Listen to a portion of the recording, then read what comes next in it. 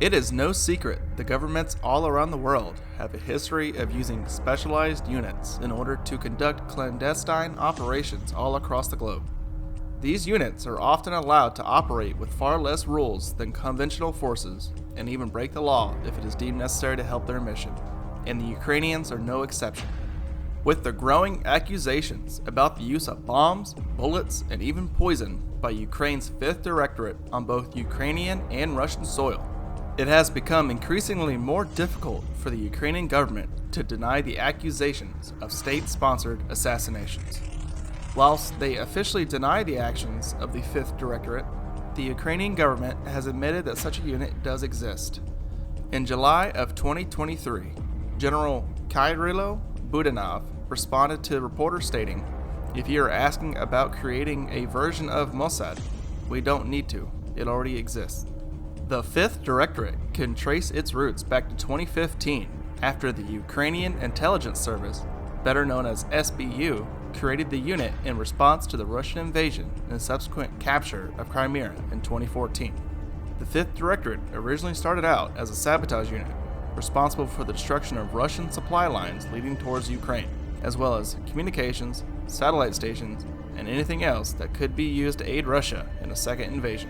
Eventually, however, the unit began to change gears and shift their focus to a more sinister line of work, the targeting and elimination of anyone who is deemed a threat to Ukraine and their freedom.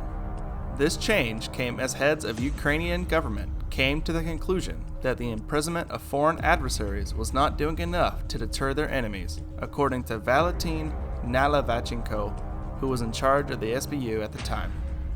Whilst most of the 5th Directorate's known operations have taken place since the 2022 Russian invasion of Ukraine, the unit does have some notable operations beforehand. Between 2016 and 2018, they were linked to a number of targeted hits in the Donetsk region of Ukraine, one of which was Alexander Zakharchenko, a Ukrainian separatist leader who was the head of state and prime minister of the Donetsk People's Republic, a self-proclaimed state and Russian-backed rebel group which declared independence from Ukraine on May 11, 2014. Zakharchenko became a wanted man not just for his opposition to the Ukrainian government, but for human rights abuses after stating in 2014, "I don't care at all. I can shoot in any Ukrainian city, and I won't feel sorry for the civilians or anyone else." Zakharchenko was also linked to a number of illegal detentions of Ukrainian civilians, totaling around 632 people in total. Zakharchenko met his end in 2018 after a cafe he frequented was blown up allegedly at the hands of the Ukrainian 5th Directorate, a claim which the Ukrainian government denies.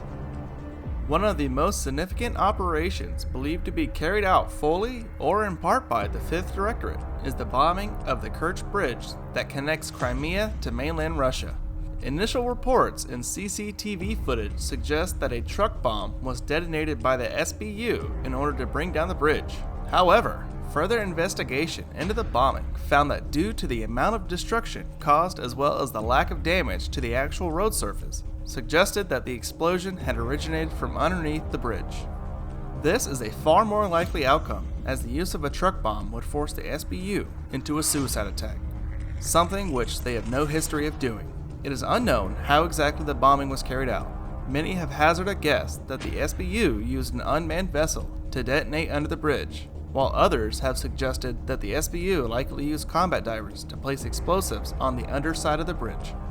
Whatever method was used, this was looked at as a key victory for Ukraine due to the political significance of the bridge and the fact that it represented the growing skill set within the SBU in order to strike a target so far into Russian-controlled territory.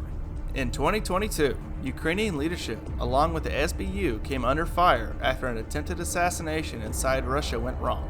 Daria Dugin, daughter of Alexander Dugin, a nationalistic philosopher with ties to Putin, was killed after the vehicle she was driving exploded near the Russian capital, Moscow. It is believed that the intended target of the attack was her father, and that she had changed cars with him that day. While the Ukrainian government denies any involvement, even the U.S. government has begun to ask questions around the work of the 5th Directorate and around how essential their work is. A U.S. government employee who wished to remain anonymous allegedly expressed concern for the level of importance of the Ukrainian assassinations. stating that the attacks on people of importance to Russia felt more like revenge and a way of boosting morale rather than a way of helping to win the war. Overall, despite the potential lack of importance many of the assassinations have, the work of the 5th Directorate continues to increase in complexity and continues to impress the West, and will forever go down as some of the biggest counter-Russia operations in history. We hope you enjoyed today's video, and don't forget to like, subscribe, and comment down below what you want to see next.